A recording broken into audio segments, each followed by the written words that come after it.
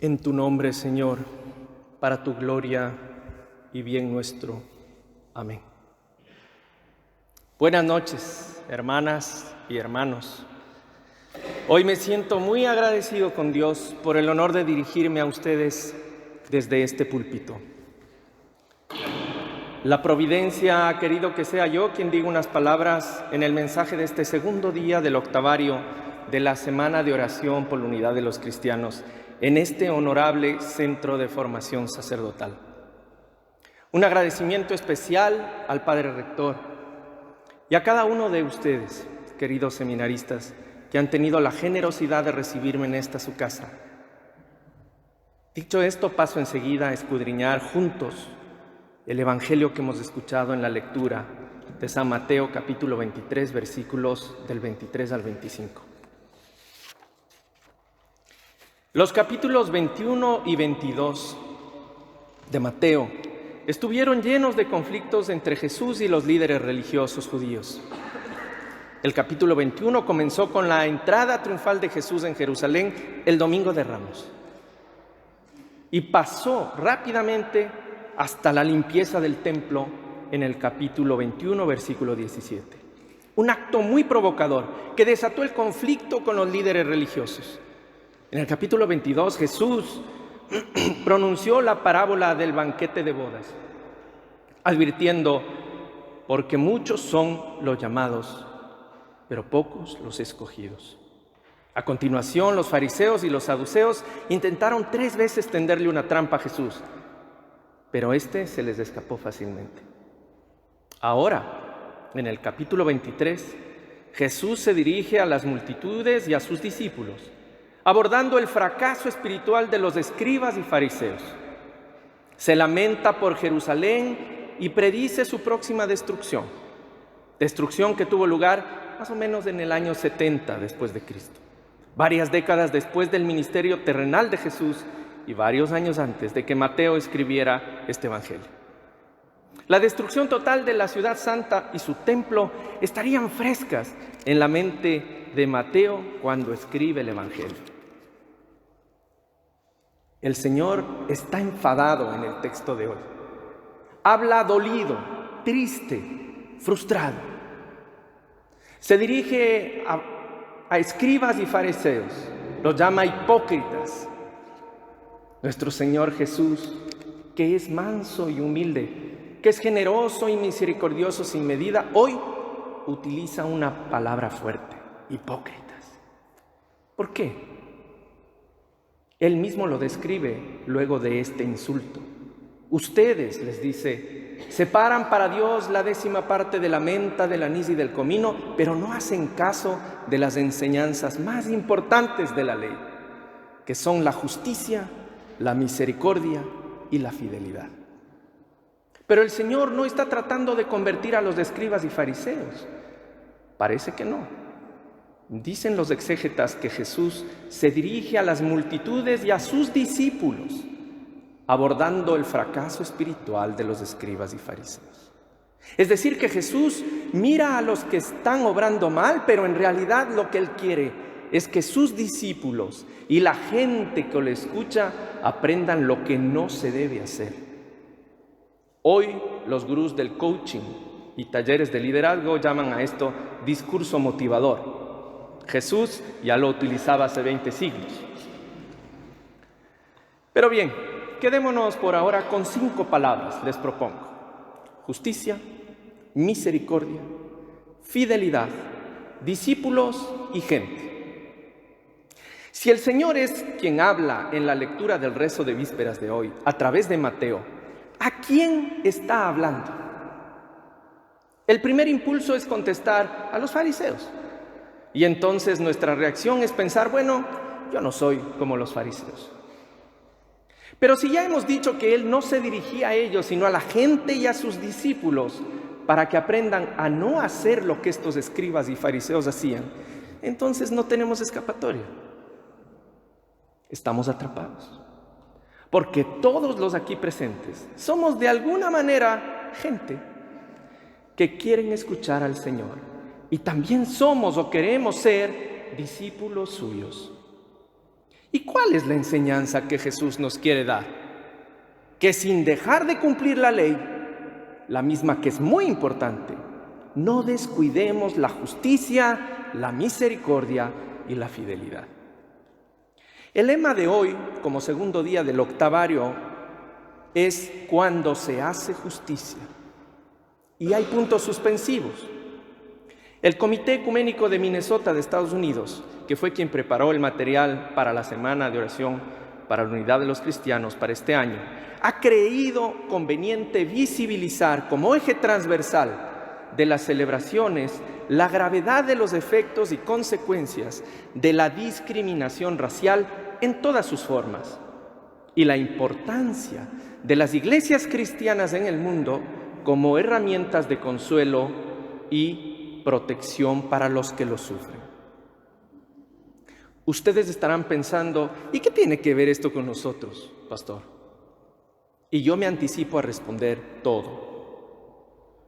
Nosotros como creyentes tenemos la obligación moral de frente al mandato de Cristo de ser gestores de paz en cada uno de nuestros ambientes de vida, practicar la fidelidad a nuestro llamado, a nuestra vocación de seguimiento, para que no sea una quimera de formas y de símbolos.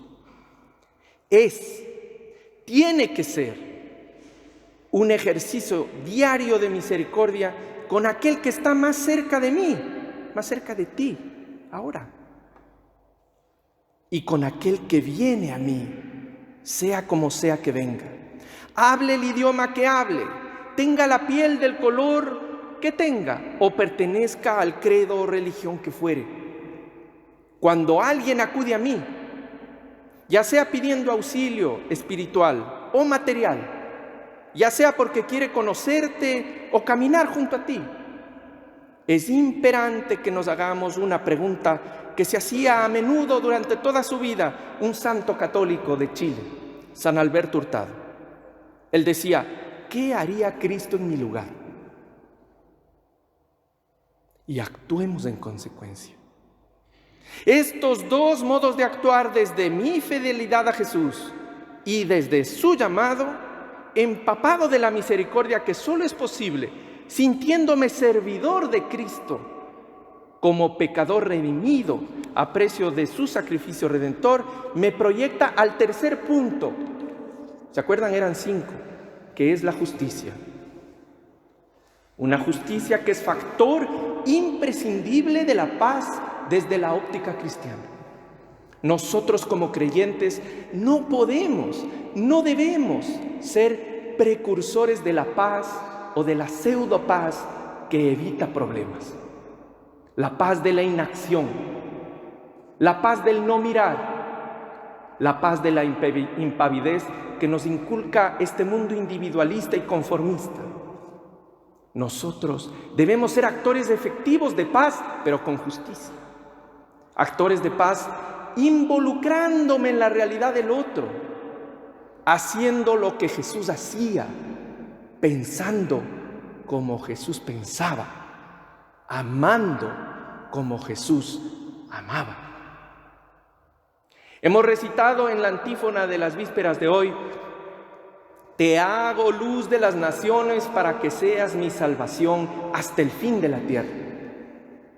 El profeta nos está hablando a ti y a mí. Luz de las naciones como creyente, signo de unidad, de fraternidad. Este hermoso vocablo que viene de la raíz latina, frater, hermano. Hemos mencionado el racismo y las diferentes formas de segregación. Y yo pienso en mi realidad personal. Les voy a contar algo. Yo nací en Ecuador, en una familia católica, aristocrática y acomodada. Crecí y aprendí que los blancos, entre comillas, estábamos en una realidad distinta, por decirlo suave, a los indios y a los negros. En mi niñez no era concebible que los niños de los patrones jugáramos, o peor aún, comiéramos o bebiéramos de los platos o de los vasos de la servidumbre. Si veíamos un hombre negro venir por la calle, había que cruzar la vereda de enfrente porque por el solo hecho de ser negro era peligroso. Y muchas veces me sentía superior, y si no superior, diferente. Yo era blanco en mi tierra. 50 años después, el Señor me ha traído primero a Alemania y luego a vivir y trabajar aquí en España. En menos de una semana, hace ya 6 años, alguien me hizo entender que yo no era blanco. No. Yo, gracias a la hipocresía y a la pequeñez humana, me convertí en latino, en panchito, en sudaca. Mi piel se oscureció en un abrir y cerrar de ojos.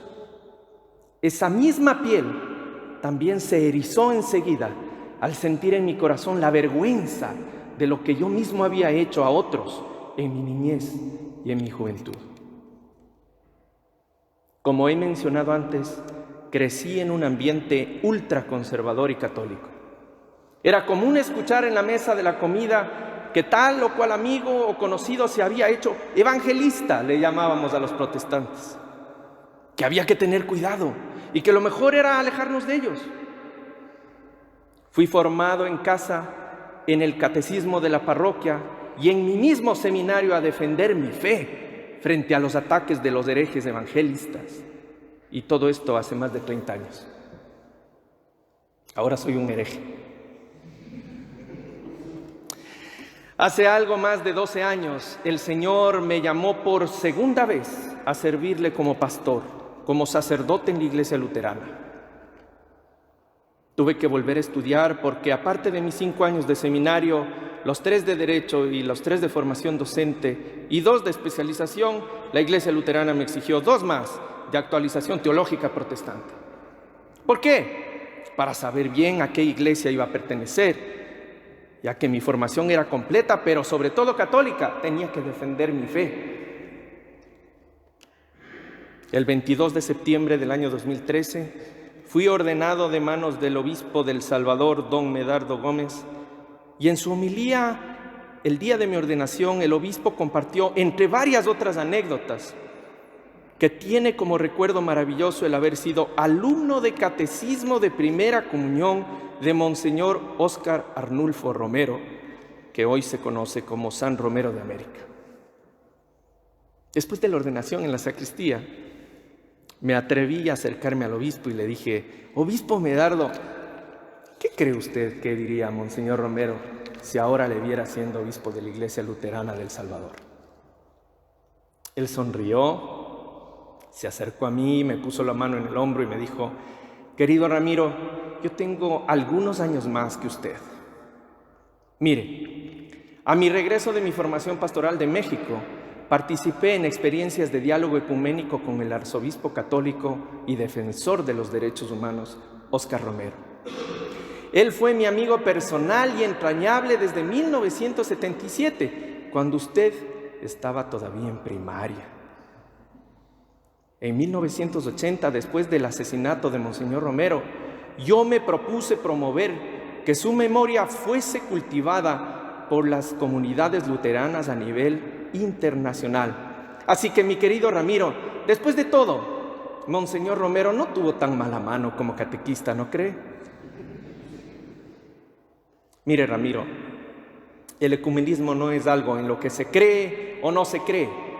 Es un mandato del Señor que se lo cumple o no se lo cumple. Así de simple. Y así de simple profundicé en segundos algo que ya había vivido yo como laico desde al menos 8 años atrás. Hoy, luego de 18 años de mi camino por el ecumenismo, también me he sentido muchas veces rechazado por mi condición de pastor unas veces, de luterano otras veces y de excatólico otras. Solo es cuestión de cómo, cuándo y dónde expongas tu fidelidad a Cristo y de quién sea aquel o aquella que te esté escuchando o recibiendo. Recuerdo la última visita del Papa Francisco a Ecuador en julio del 2015. Yo era por ese entonces, a falta de obispo, la cabeza de la iglesia luterana de mi país. Recibí una invitación oficial de la Conferencia Episcopal Ecuatoriana para asistir a la misa campal por las familias en el Parque Bicentenario. Yo debería sentarme al lado del representante de la Iglesia Ortodoxa, a pocos centímetros del Papa. En cuestión de horas, tuve varias llamadas. Eran amigos y conocidos que querían saber si me habían invitado. Por un lado, había católicos que insistían en que yo no debía asistir porque me había hecho protestante y que por tal razón debía tener algo de vergüenza en la cara. Otros eran evangélicos, que me decían que yo era evangélico y que si asistía sería una traición, pero que no se extrañarían porque yo era demasiado católico para su gusto. Quiero decirles con esto que también he aprendido a sentir un poco lo que siente una loncha de jamón y de queso en medio de 2 piezas de pan. Pero bueno, tampoco es que todo haya sido malo. Todo lo contrario. También encontré en España y en Alemania muchos lugares donde soy bienvenido como ser humano primero y como diácono, pastor y presbítero después. Y uno de esos lugares es la iglesia.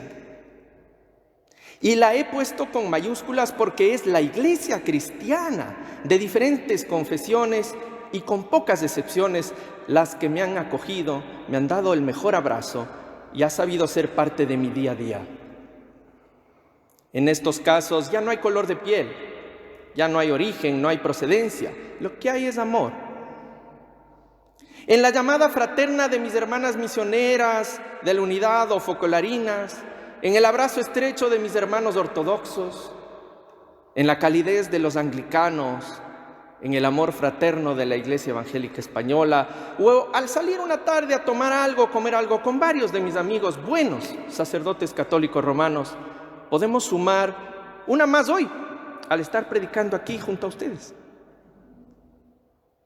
El amor incondicional y solidario de mi propia comunidad, de la Community Church de Madrid a la que sirvo, me ha dado a mí, a mi esposa y a mis 2 hijos la posibilidad de vislumbrar una vez más la sonrisa amorosa y sincera de Jesús en los momentos más difíciles de mi vida que los hemos vivido y superado justamente aquí en España. Bueno, terminemos antes de que me echen. Justicia, misericordia, fidelidad. No se olviden. Todos, pero sobre todo todos ustedes, mis queridos jóvenes afortunados. Sí, afortunados, porque ustedes están aquí hoy, porque sin merecerlo, el Señor Jesús un día los miró a los ojos y hablándoles en lo profundo de su corazón, los llamó para que les sigan. Están aquí porque han dado un primer sí. Pero ese primer sí no es suficiente. Hay que perseverar y para ello es necesario ser justos, misericordiosos y fieles. Lo sé porque también he estado allí. Tenemos que ser fieles a nuestro llamado, sin reservas, sin temores. Obispos, sacerdotes, pastores, misioneros, seminaristas y laicos, todos los creyentes. Yo rezo y pido oración hoy para que todos salgamos de aquí motivados a no hacer de los demás creyentes, sea de la iglesia que sea, ni queso ni jamón de ningún sándwich eclesial. Que seamos gestores de fraternidad y paz, pero con justicia. Rezo y oro para que un día, en un futuro cercano, cuando ustedes sean párrocos o coadjutores o vicarios, quizá incluso obispos, abran generosamente las puertas, primero de sus corazones, a los creyentes de otras denominaciones y luego de sus parroquias. Y si golpean ustedes a las nuestras, tengan la seguridad que si yo estoy en ella, estarán abiertas. Rezo y oro para que podamos seguir caminando en este hermoso pero difícil camino del ecumenismo y que en adelante esta honrosa casa de formación siga brindando este púlpito a otros predicadores en los octavarios de la Semana de Oración por la Unidad de los Cristianos, encontrándonos en aquello que nos une: un solo Señor, un solo bautismo, un solo credo, una sola fe, un solo Dios y Padre, en el nombre del Padre y del Hijo y del Espíritu Santo. Amén.